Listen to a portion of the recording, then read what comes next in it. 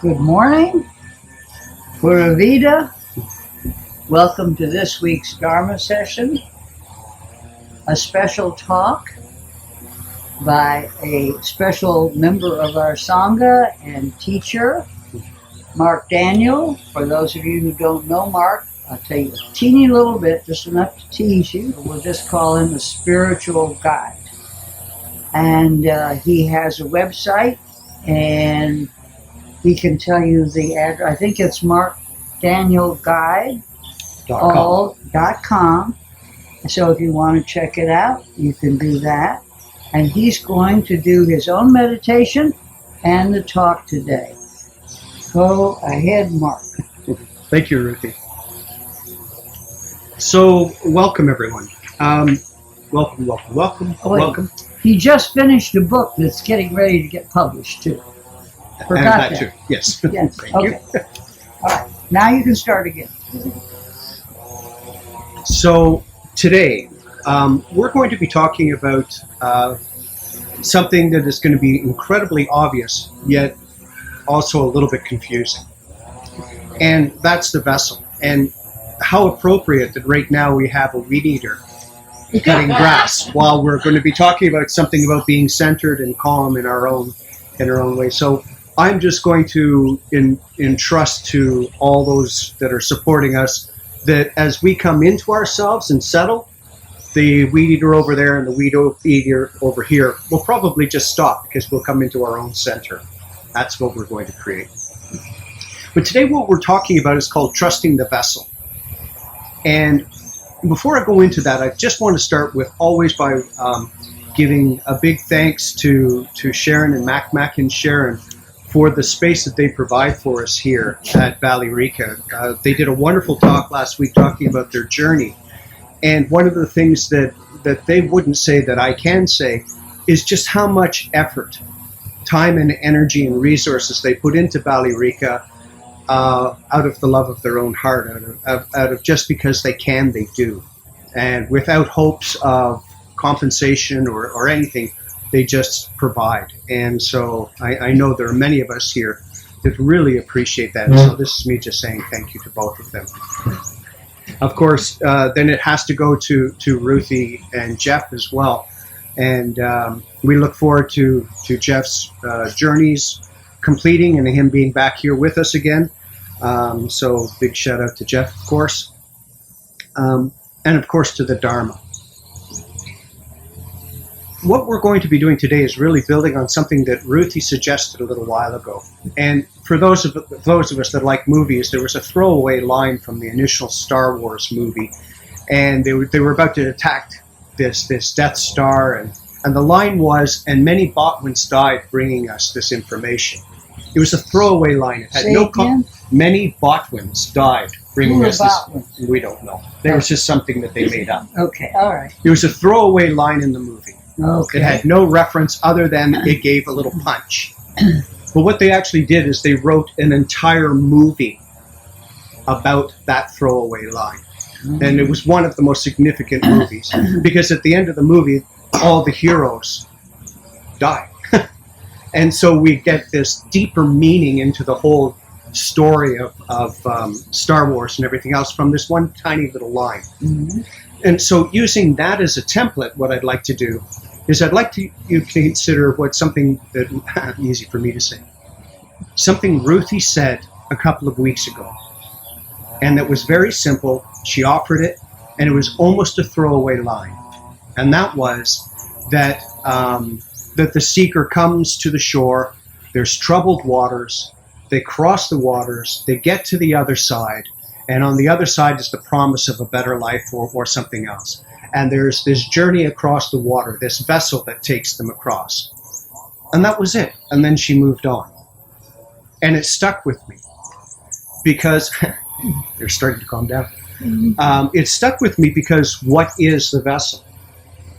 In Dharma and Buddhism, what is the vessel? In spirituality, we have so many different languages for our body, for our spirituality, for our practice, for the Dharma, for everything. But what is the vessel itself? And so what I'd like to do right now is I'm going to lead you on a meditation. not a very long one. We'll probably do about like 8 minutes if that's good. We're going to do 8 minutes, and I'm just going to walk you somewhere. And then once we get there, I'll call you back, and then I'd like to read something to you. And then once I've read that, I'd like to open the floor up just a little bit, just to see what your perception was between the meditation and what was written. Because I'm actually leading you somewhere into the vessel itself. In this particular case, the vessel is you. You are the vessel. The Dharma is you. The teachings are you. Your spirituality is you. Everything is you, all in this one little tiny, meditation's done. In this one tiny thing we call our body and our life. In Hinduism, there's a word called paramita. And paramita just means the ending.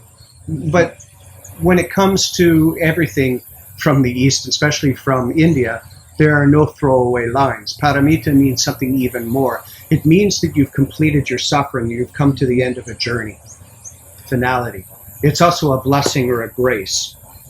And one of the phrases when I looked up paramita that I really liked was arriving at the other shore. And I thought, how fitting for a talk about vessels. For those of us that know Maya Angelou, she has a quote that I really enjoy. And before we go into the meditation, I'd like to share it with you. I can be changed by what happens to me, but I refuse to be reduced by it. I can be changed by what happens to me, but I refuse to be reduced by it. And now just eyes and soft gaze. If it feels easier to close them, you can close them. And I'm going to invite you to listen to the sound of the weed eaters. Actually embrace them. Rather than hearing something that's distracting. Connect with the person who's actually cutting the grass on behalf of somebody else. Somebody who is actually providing a service today. And that person is actually taking money home to his family. See if you can see how he feels about his day. A sense of accomplishment, a sense of fulfillment. And all of a sudden, if you can feel that, hear that, all of a sudden the sound of the whippersnippers become a little bit more joyful, at more peace and ease. And as you settle with that, just noticing your body, the tenderness of your body, the tenderness of your spirit, noticing your breath, and relaxing into it. In your mind's eye, everything starts to fade. It loses shape and form, and it moves to a deep, dark gray. And I say gray because it's not complete darkness. And because it's not complete darkness, that means there's flecks of light in this gray. And with your breath and in your mind's eye, I invite you to embrace those little bits of light in the gray. And you'll notice that as you do so, the rest of the darker parts, or the shades, they move away, and all you begin to feel is this white cream color that surrounds you. In your mind's eye, you look down and you notice that you are actually standing on a ground, and you start walking. And as you start walking, you notice that you're on a path.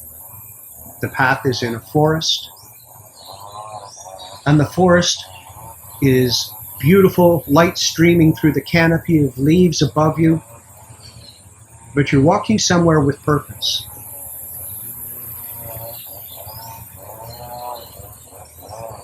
If you feel uncertain anyway, it's because maybe you don't know what's in the forest. But that's okay. You keep walking until you become aware that the forest canopy and everything is starting to open up, and you realize that you're walking to a large body of water. You know where you are, you can see where you are, you can see the water, and on the other side of the water is land that is calm, beautiful, in the sun, radiant, and seems to be beckoning you. You notice it, you feel it, and you feel now is the time to walk towards it. But you can't because the water's in the way. You look for bridges, you look for boats, and there are none. In this calling, it seems to be infinitely more than where you are, and so perhaps you feel a sense of urgency to get there, a need to do it, and the confusion of how you're going to do it. You could swim, but maybe you just don't have that much strength in you to make the full journey. So you collect bits of grass, you collect twigs, you collect twine, and you start to fashion a vessel, a boat, a raft. Something that you can lay upon that will carry you across this troubled water to the shore on the other side. Notice what you're choosing, what you're picking up.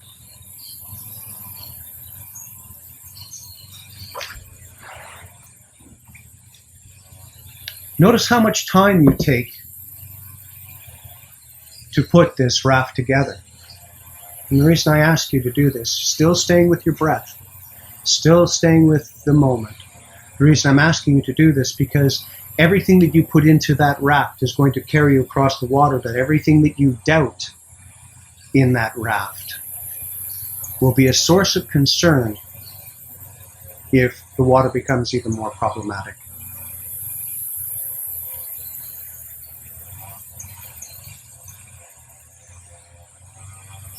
And when you're ready, you move your boat into the water, your raft into the water, you lay down upon it, and you start your journey.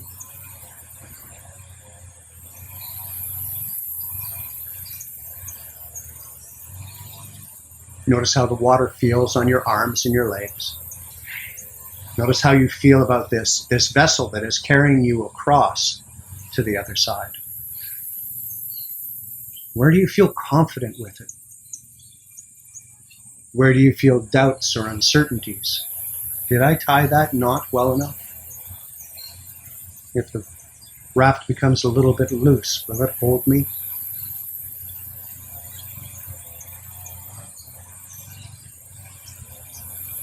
Fortunately, you make it to the other side.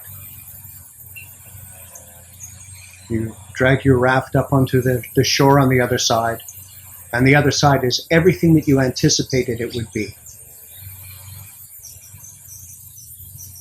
The question now becomes, what do you do with the raft? It has provided for you, it has served you. But now do you drag it along the shore to your new destination, or do you leave it behind?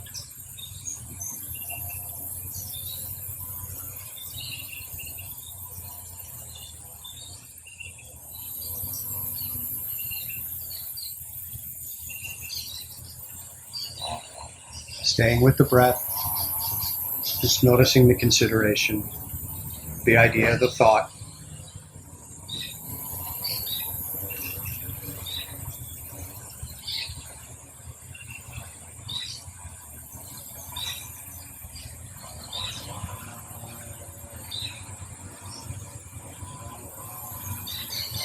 Noticing how the sounds around you are softer. The birds are actually louder now.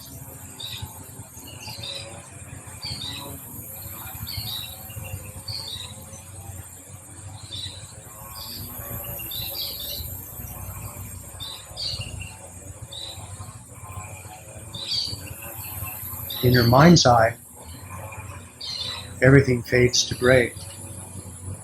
Soft, gentle, welcoming. And like before, that gray means that there are specks of light in it. I invite you now to bring your awareness to those bits of light. And as you do so, you feel that fully in your body.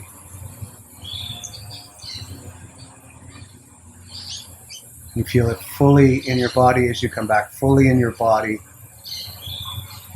completely here to this moment. Eyes still gentle and closed and relaxed. Some deep breaths. And when you're ready, you softly open your eyes and come back to this moment.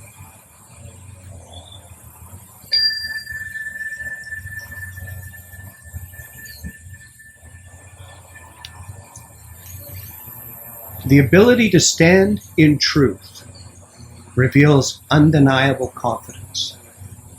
It says without a doubt that conflicts are no longer required. For it is truth, not arrogance or fear, that empowers us. It reveals to others that something has changed inside of us, a singular awareness. Something has emerged beyond our expectations and our hopes. As such, we have exceeded a story we once believed was necessary. So, by focusing on what is essential and freeing those haunting and lagging beliefs, we now see life as remarkably beautiful. And we are worth living this way. Perhaps our journey into unconditional love started with healing our inner child. As such, there must be and will be consistent revisions. So it helps to have an empowering narrative. In this way, we can stand confidently post-transition and during as well. It is a belief that is so powerful that it softens all uncertainties. It is simple, indestructible, and eternal truth. It is this, that I am okay. No matter what, I am okay. In so doing, the new outcome becomes important, not the past. And if those old stories creep in, it can seem like a setback. So it may help to remember that these wounds may not be factually accurate. And certainly in the presence of unquestionable truth, because we know kindness is much simpler than endless mental considerations and discussions. We know firsthand that truth will continually and consistently support the lesser in any disparity, and that at some point we will be called to step out of those stories, for a wound can no longer define us. We must let the transformation reveal our strength. Truth is telling us that transformation will become our new story. Truth is an unstoppable force that nudges us forward. It walks as fast as our ability to keep up with it. It is impartial, unbiased, and with it, we witness any flaws in our own belief. We do this to reestablish a clear picture of truth's core values. And so we become strong. And as we do so, so does our resolve to purge any further difficulties. Remembering we'll be okay now helps. It refocuses our unwavering devotion to truth, for we have witnessed who we have been and who we are now.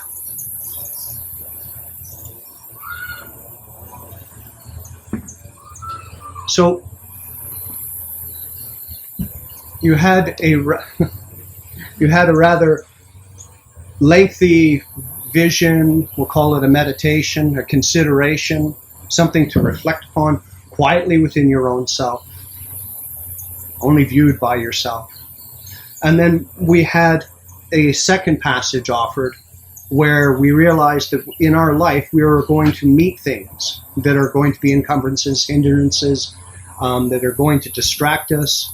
They are the turbulent waters that we're crossing as we're swimming to get to this exalted place.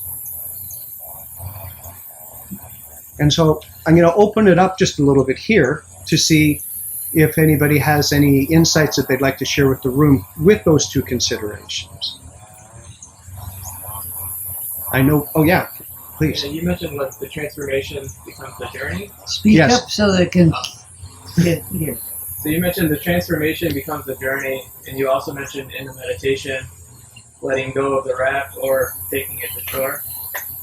And Excellent. I think those were good connections because a lot of times we can get either attached to old wounds that we're trying to work through, or even attached to the method that gets us to the transformation. And it's important to let go of both of those to continue on the journey. Absolutely. And you know, it's funny because as you pointed out, when we do let go of it, we can continue and move on. But sometimes when we're moving along in our journey, what we end up doing is stalling or hesitating in uncertain circumstances. We've moved into a place of uncertainty. And what we want to do is we want to go back and get the raft again, or we want to go and get that thing. But it served us. It could probably help us now, but it might not be the new one. And so we're given the opportunity where we are right in this moment to stop, look around us, and collect everything that we need from this particular moment to create a new vessel to carry us moving forward, not necessarily running back to an old program or vessel. Mm-hmm. Yeah. Anyone else? Of course. There's so much. No. We always want to. Well, you've been talking about being comfortable with uncertainty. Mm-hmm. And I think the study of the Dharma is really a course in self-liberation. Nobody is going to do it for you out there. They, as you said, they might change your circumstances that cause you to change. But the saying, the truth shall set you free, the truth is, from the Dharmic point of view, is that everything is okay. Mm-hmm. And Ram Dass would put it as putting down that raft. When you reach the other shore, you don't carry it with you forever and ever and ever. You utilize it, you lay it down. He calls it, at that point you rest in loving awareness that everything is as it should be. Everything is okay. And meditation becomes that resting in awareness. Very nice reading there as well as meditation. Thank you very much. Yeah, you're welcome. Now, I know this impacts everybody in this room at some point or other. So why am I always the one that has to talk? Well, I can talk if you want. No, you do. Yeah, please. So I during your meditation, I did, the vessel was me because I like to swim. Yep. Mhm. And I just pictured myself, the smooth rhythm and being part of the nature in the water and when Yes. I got there. But I couldn't leave the vessel because I was the vessel. Yeah, that's okay then. Yeah. But you could So I had too. to bring the vessel with me, which is, so I have to work with that vessel. So for those of you who are unable to see, I'm sorry, Bud? But Yeah. Bud looks after himself. He's in good shape. And what he's saying is that when he got to the other shore, that he couldn't leave the vessel behind because the body is his vessel. Is it?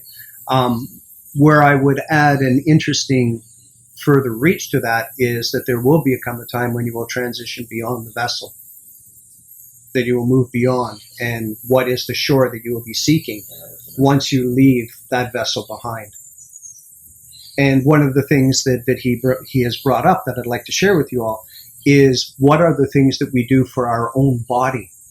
How do we support it? What do we feed it? What are the thoughts that we stick in the mind? Because these are all the things that when we move into the troubled part of the water, or the uncertainty or the depth, where we finally find ourselves in a situation where we begin to question our past actions. The metaphor of the raft is that it may come apart, or it'll become looser, or we won't be able to depend on it. But where do we also do that? For our own particular bodies, with our own particular minds. And I feel this is what the Dharma is talking about as well, because we have the Four Noble Truths. The first noble truth is there is suffering. There's going to be suffering. But at some point, that suffering is going to be, not at some point, you realize that the suffering is of your own creation. You made it yourself. Just like you made the raft. You get into that uncertain part. Is the raft able to support you? Do you have everything that you need at this particular part? Or are you just acting on faith? Because that's fine too. But at some point, you have to move beyond the problems that you're creating for yourself. You have to trust that you've done your very best. And in this particular case, in your raft or in your body, you are moving forward with a confidence, because you recognize that whatever you're doing, you are creating for yourself. This is not just the cessation of the suffering, but at the transformation as well, which is what we talked about before. You're no longer the problem. You are the transformation, and you no longer recognize these are the problems that define me. This is the reason I am the way that I am. I would do that except because of something in the past. And rather than going to those stories, we now move into the story of I am the transformation. I am learning an internal truth. I'm developing an internal truth, and I am expressing that internal truth now, here in this particular moment. I agree that these things happened in the past, but now look who I am becoming. I am following my path. And that is the faith that carries us to the other distant shore. There's a little story that kind of dovetails, Bud reminded me of it. It's a Buddhist story of someone who got to the river. Two monks get to the river. Yes. And they're standing at the edge of the river, and they know they can ford it. But it's going to be a bit of a tricky trip across. And there's a woman there, and she's in distress because she says, I can't make it. I can't, and the boat is not coming. Or it would have been here. So the one monk says, that's all right, I'll carry you. I'm strong enough. And she gets on and rides piggyback, and they go across the river. The other monk that's with him is beside himself. And when they get to the other side of the river, he starts in and he says, you have just broken every precept that we were taught in the monastery. You are going to suffer horrible karma from doing this. You're not supposed to touch women at your level, etc., etc. And he goes on and on and on. And finally, the first monk says, stop. I put that woman down when we reached the other shore. Why are you still carrying her? And I think a lot of times, even if we get ourselves to the other shore, we may not put down some of the things we need to leave behind when we get there. Thank you. Yeah, absolutely. I kind of like that story. And it also leads into the Eightfold Path. So if we're going to be doing this journey, if we're going to be moving from this place of discomfort, the shore that we no longer want to be on, and we're going to move to the shore that is calling to us, that beckons peace and tranquility and all the words that we like. How do we get across the water? How do we ensure that the vessel, be it our body, be it our raft, or a combination, or even just our spirituality, our faith, how does it get us to the other side? And the Eightfold Path ensures that. While we're actually building the raft out of the straw, out of the twigs, out of the mud, or whatever we have at our disposal, our thoughts are putting together the best vessel. The words that we use to describe it and the help that we seek helps us to put together the best vessel. Our divine livelihood, right speak, right action, all eight of these things is the building of the vessel. But so often we tend to focus on the journey, or we tend to focus on the destination, and we forget where we are right now. We're always thinking about something else. There's something else further out there that seems infinitely more important. Got another river story. Please. Also goes along with it. Oh, the Buddha has lots of water stories. Mm-hmm. This is the one about the group of monks who build the boat. And in this, it's going to apply to the Eightfold Path. They build the boat and they do a really good job. And then they get their oars and they all get in and they row and they row and they row and they row. And they never go anywhere because they forgot to untie it. So you have to practice. The short answer to what you asked is practice. Yeah. You got to untie the boat. Yeah. Absolutely. And that dovetails beautifully, or the segues beautifully, because the other thing, too, is the vessel at some point is the state of our liberation. It gets us. It helps us. Mm-hmm. But at some point, it also becomes the vessel of our doubt and our limitations. Well, that's part of the metaphor of this raft, is the way we maybe have been before was we would row across, we'd get to the other side, say, well, maybe I need to stash this raft because I may meet unfriendlies or something, Mm-hmm. and I may need to get out of here. So just as a safety valve, that's probably the best thing for me to do. Yeah. But we are on a new path. Mm-hmm. We're seeking a belief, a faith in where we're going. And it is releasing that raft and trusting in the journey where we're going that we won't. That's we won't what frees you. Yeah. The releasing, letting go. You're Yeah, letting absolutely. go. You're letting go of that raft. Absolutely. Anyone else? Anything that... There wasn't much left in my raft by the time I got to shore. Excellent. It Well, at least you made disintegrated. it, right?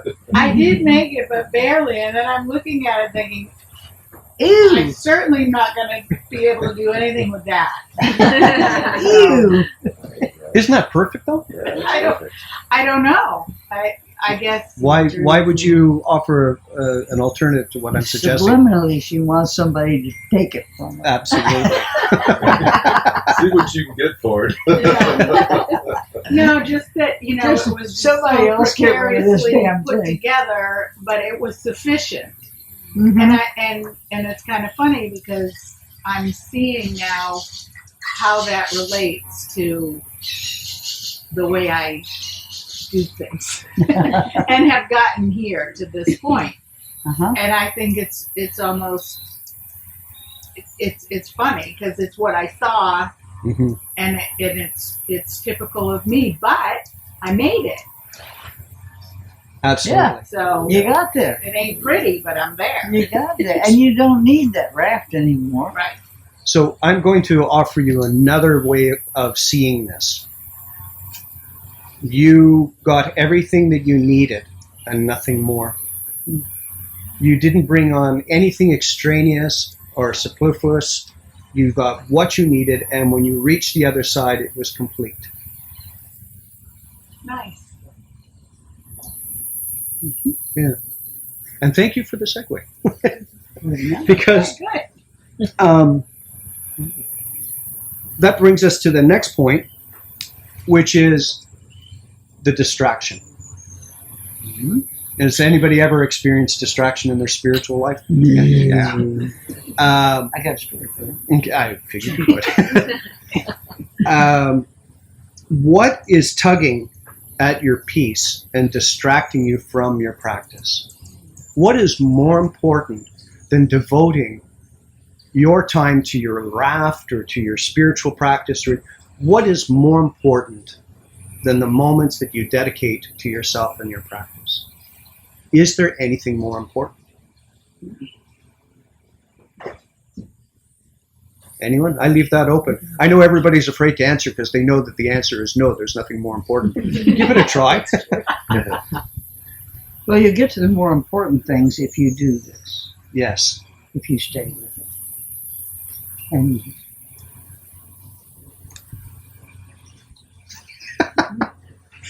Okay. So the answer, it's an obvious answer. But how many of us, even though we know the right answer, that there's nothing more important, how many of us spend our time finding more important things to do than to spend our time devoted fully to our spiritual practice? I'll put my hand up first. Yeah. Because, what is more important? What can detach us or distract us from our goal, from the shore?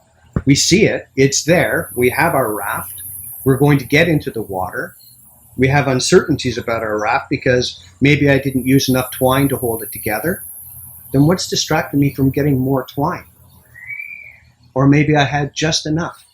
I just got to the end and everything completed, and I was able to walk away from it not needing to bring anything with me because there wasn't anything left. Or maybe I had all that I required. Solamente. Well, 2 points. Here's our spiritual practice, and I just got dinged, and it's a doctor's appointment.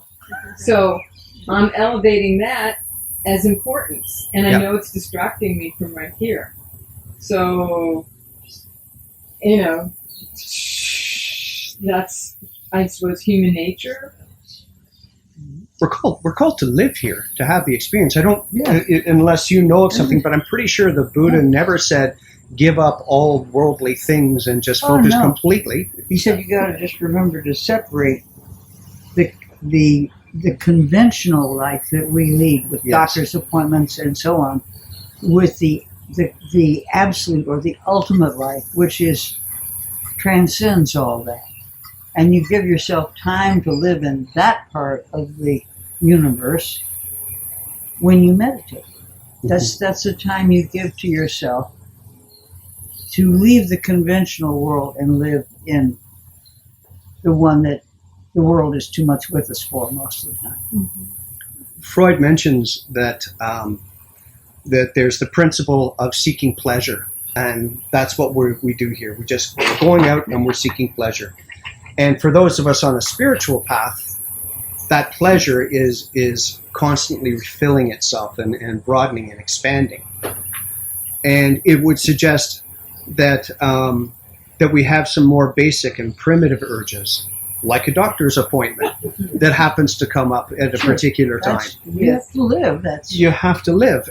But is it enough to derail you completely from the spiritual path? No. Well, it's distracting. It's like right now I want to listen to every word you're saying, and then it's like she's asking me something, and I have to answer her because time is of the essence and all this stuff. You can't live with in both worlds. Sometimes you got to go from one to the other. Yeah, and I think it overlays on just meditating. Finding the time to meditate, and well, this is really important. I got to do this first, but then I'm going to meditate, and that dilemma that we living in this world have to negotiate and accept. Yeah. And accept, right? And me not feeling guilty that you're talking. So there is one Indian philosophy called total self-connectedness.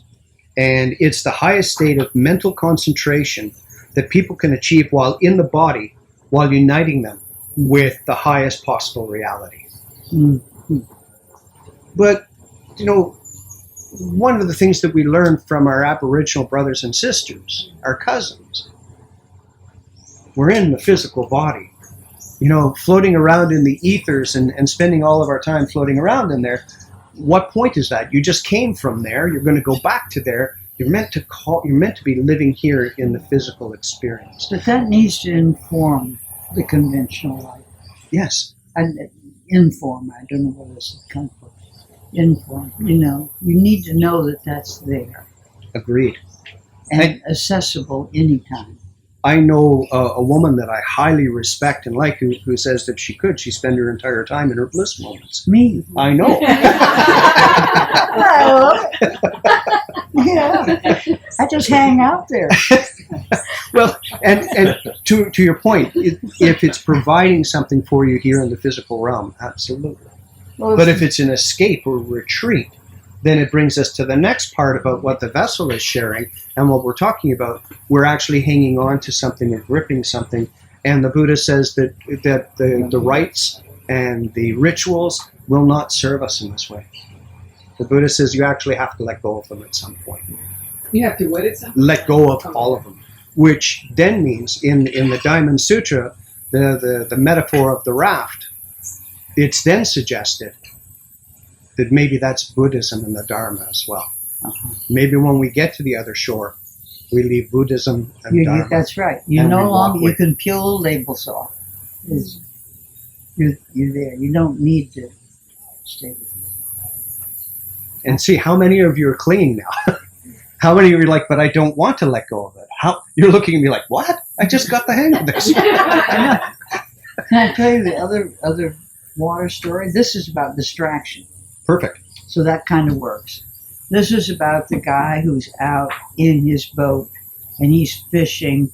It's a beautiful morning and everything is quiet. The mist is rising up off the water. So beautiful. And suddenly, through the mist, he sees another boat coming straight for him. And he says, oh, and he's anchored. And he says, wait a minute, this guy must not be able to see me because the boat keeps coming at him. And finally he stands up and he starts doing this to tell the guy, stop, go somewhere else, do something. And the boat keeps coming and it's bearing down on him. And he gets angry and he stands up and he shakes his fist and screams at the boatman in the other boat. And then the boat gets there and hits him and he realizes it's empty. There's nobody in it. He was making up an entire scenario of a disaster that really didn't happen because when it got there, it was empty, it didn't weigh much. He just pushed it off. Kind of like that story. Yeah, I do too. I got a lot of those things, that come at me. That when they get there, really didn't amount to much. Me too. Me too. There's another story that comes through the Diamond Sutra that pairs with this one about the raft and getting to the shore. And I have yet to find out the reason why this monk was looking for the snake, but apparently a monk goes looking for a snake and finds one and captures it, but the snake bites him and injects him with a poison. And it's obtuse in a way, but when you consider what the message is, what are we actually seeking? What is it that we're actually looking for? And there are just some things that we're actually called just to walk away from. And if the snake's name is Trouble, a lot of us find it. Yeah. Yeah. Yeah, it doesn't come looking for us. No, apparently. we don't. We go looking for it. Absolutely. And so with all of these stories, and with the opening meditation, and then with that written thing that was read, and everything that we're talking about, really we're coming back now full circle to the principal point of the conversation, and that is the vessel. What does it represent to you? For those of us that are watching online, and those that are here that come regularly to the Dharma talks, Ruthie, well, first of all, Mac and Sharon provided a place to which people could come and consider their spiritual life. They put no restrictions on it. They just said, hey, here's a place, let's come and talk about it. And then, as they mentioned, they met with Ruthie and they said, something? You have a message that is worth sharing. And I feel people would benefit by hearing it. Ruthie comes and people start coming. Ruthie says, you two should. well, I was going to go to Jeff first. Well, he's not here. Yeah, he's not here. Hi, Jeff. Hi, Jeff. And then Jeff comes and he brings in a grounded, another viewpoint of which he can say, I hear what you're saying, and from a scientific or from a philosophical or a psychological point of view, we can look at the Dharma another way. These are the things. And then that attracts more people until we finally get this community, this Sangha that we have, which is made up of a mixture of groups of different people and little people that come and go throughout the year, so that we can explore one particular thing. Who are we spiritually? Not who is Ruthie spiritually, or Lisa, or Mac and Sharon, but who am I? Each person is his own Dharma. Is their own Dharma, and that is the vessel.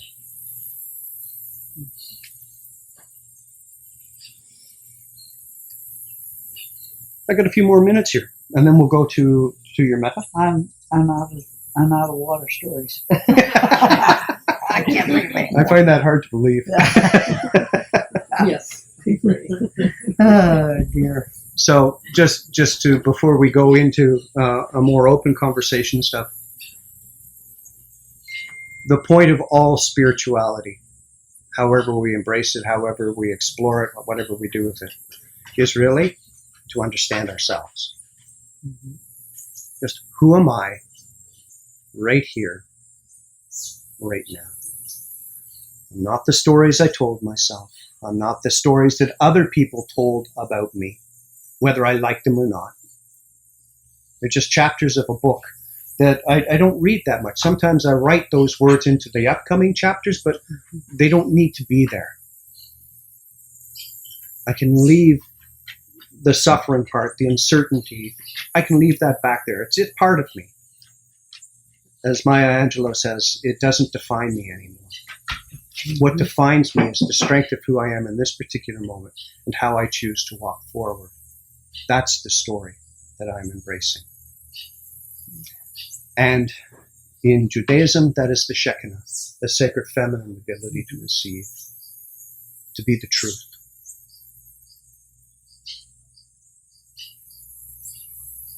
Any thoughts or questions or things that we'd like to add? Or? Isn't that silence wonderful?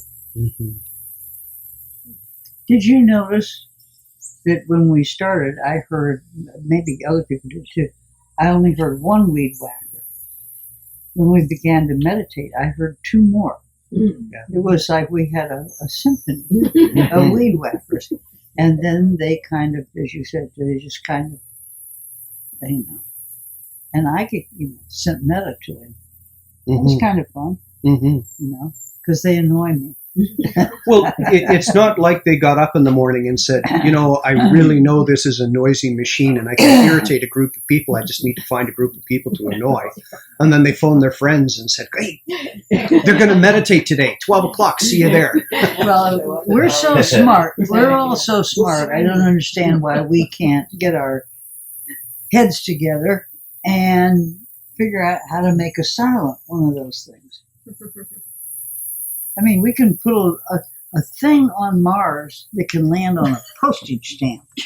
Actually, and then it can launch a helicopter. Oh, yeah. Yeah. Yeah. And we can't silence weed whackers. So I don't know. There are so many mysteries. It just may go on into that. That was a very nice Embrace talk. the mystery. Embrace Embrace the mystery. Embrace the mystery. Yeah. Bow You to tell them. us. Yeah. Yeah. And respect them. Honor them. Bow to them. Can I ask something about silencing the weed whackers? About what? About silencing the weed whackers? Yeah. It seems sometimes the more we live in truth and represent the truth, the more the weed whackers come. 1, 2, 3, 4 in our minds, in our spiritual lives, trying to be distractions. Mm-hmm. And it's hard to know when to integrate them and when to block them. This is a struggle I'm having right now. Is there any guidance? Absolutely. And you're not alone. That's the uncertainty that comes with having to, what frees you is the ability to choose. Yeah. That's what liberates you, is that you have choice. But along with that choice, the shadow is uncertainty. Did I do the right thing? I had a meditation point on the western point of Canada, on Frady Point, and there's this rock, and I would go there particularly because I would sit in front of the ocean and the next landmass is Japan. And so there's this vast fetch, there's openness, and I was having a lot of difficulties. I really needed this meditation. I went to my rock and I sat there, and they call them the green can and red can. They're just channel markers. And the green one has a bell on it, and what it does is it rings every time a wave goes by. And so the mariners, when they come in, they know how far apart the waves are. Yeah. And the red one goes up and down, and it makes a horn. So as it goes up and as it comes down, it makes this so they know how big the waves are. So when they're coming in from the fog, they know what to anticipate there. Yes. So there I am, beautiful sunny day, and I want to meditate. Clang, clang, clang, and it's like, are you kidding me? Yeah. And so I thought, okay, well, let's look at this another way. What if I can let the horn be my breath? And as mother breathes in, I will breathe in. And as she exhales, the horn, I will exhale. So I'll be in the rhythm of the ocean. The clanging of the bell shows me the distance between my thoughts. Can I keep my thoughts long enough in the silence of the bell? It was an hour and 20 minutes long. And when I finished, both of them were silent. The water was flat. There was a mist, fog that was moving in. And before I opened my eyes, I said, just show me. Whatever it is that I'm called to see, just show me. Mm-hmm. And a single sailboat came out of the cloud, out of the mist, right towards me, which had an extreme significance to me. Mm-hmm. It moved me so much that every time the weed whackers and everything else, the noise, the dump trucks, airplane, whatever the distracting noise is, I've now embraced it in to whatever I'm meditating on. And I recognize that two things. From a spiritual point of view, that as I recognize that these are just mental distractions, they're just showing me where my mind has not found peace or quiet. And the more I can find that peace and calm and that silent repose within myself, the less attached I'm going to be to it. And chances are it'll dissipate and fade away. Mm-hmm.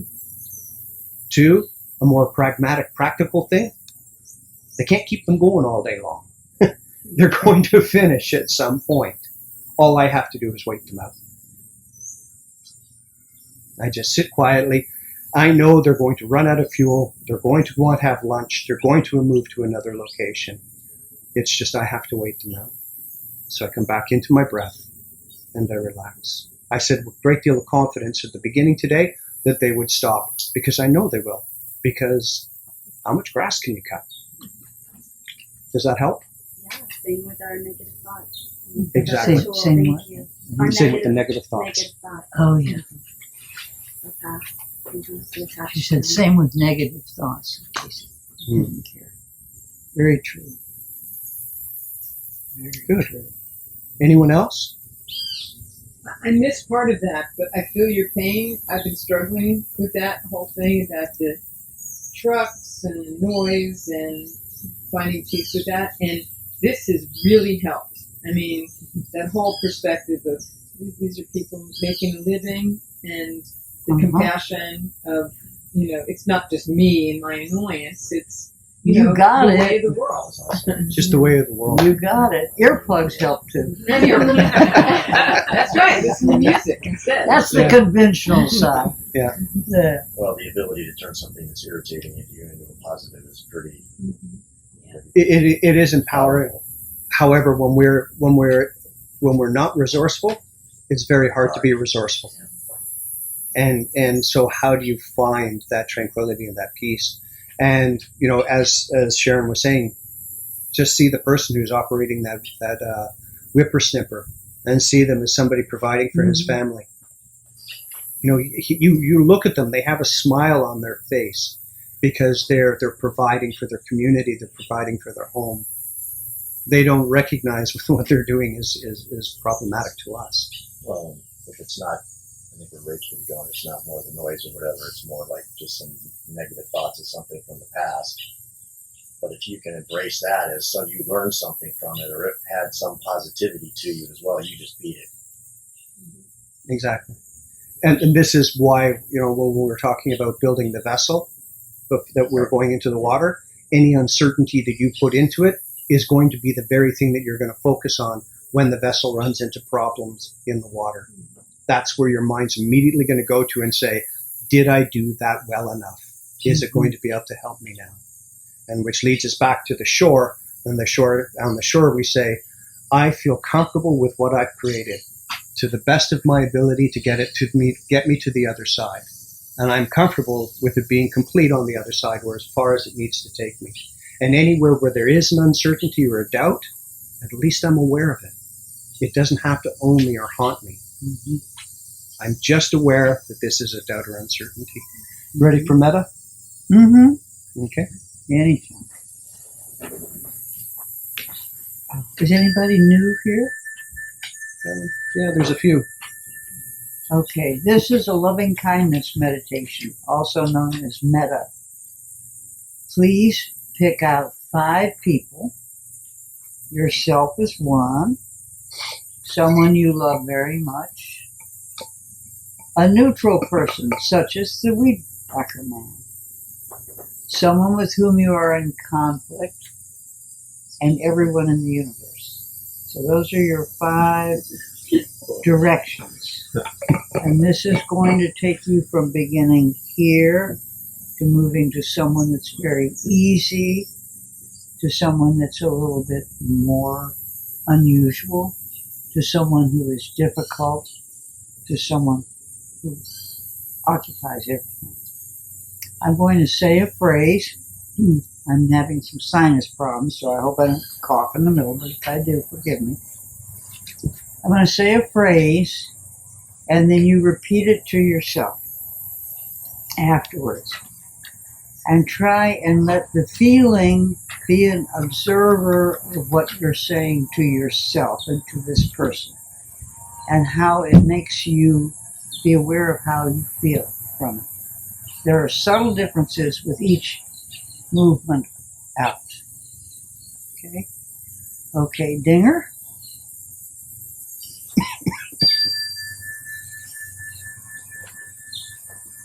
Take a deep breath or two. Center yourself. Untie your boat. Bring yourself to your mind's eye, as if you were looking in the mirror. And say to yourself, with all goodwill, may I be well. May I be well. May no harm come to me.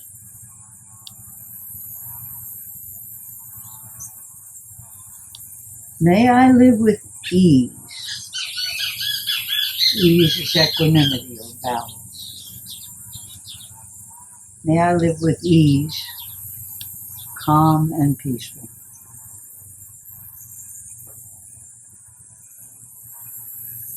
May I be happy.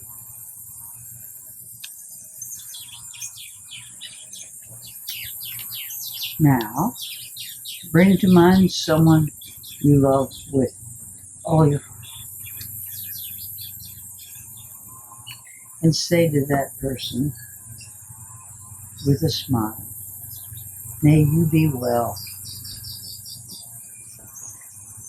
May no harm come to you.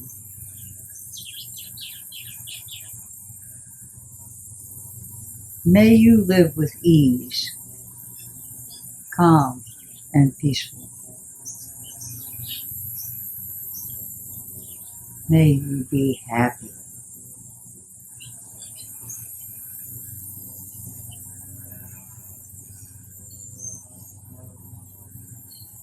And now, bring to mind your neutral person, someone that you really don't know, that maybe someone who waits on you or a neighbor you wave at. May you live with ease, calm and peaceful. May you be happy.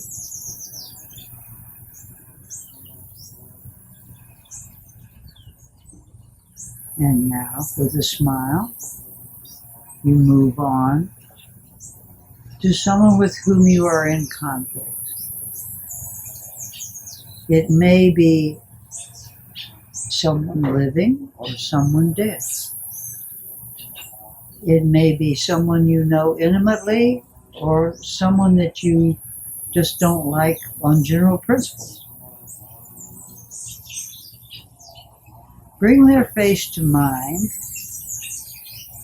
and with a sigh to release and relieve all malice, say to this person, may you be well. May no harm come to you. May you live with ease, calm and peaceful.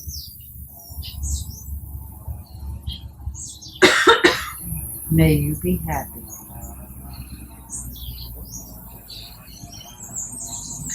Take another deep breath. Feel any tension this may have brought up in you and let go of it now. Now place your hands over your heart, which is symbolic in this instance as the only part of our body that really embraces the whole universe. This one is a little different, so repeat after me. May all beings everywhere, on this plane and all other planes,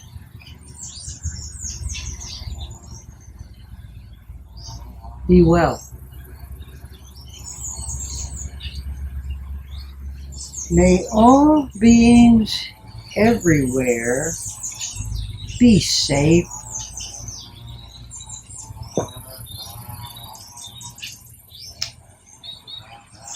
May all beings everywhere be free from suffering.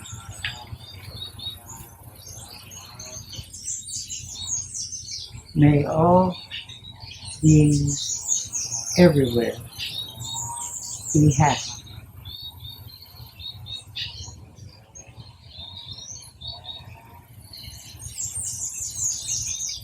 And now you just sit and you breathe for as long as you wish to be quiet and sit with this feeling permeating your being.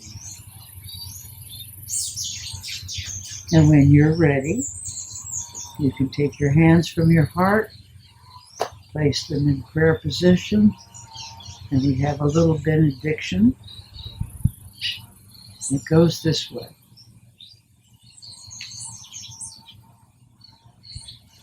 Go in peace. Go making peace. Living gently.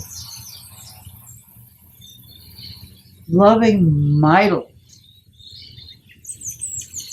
And bowing to the mysteries.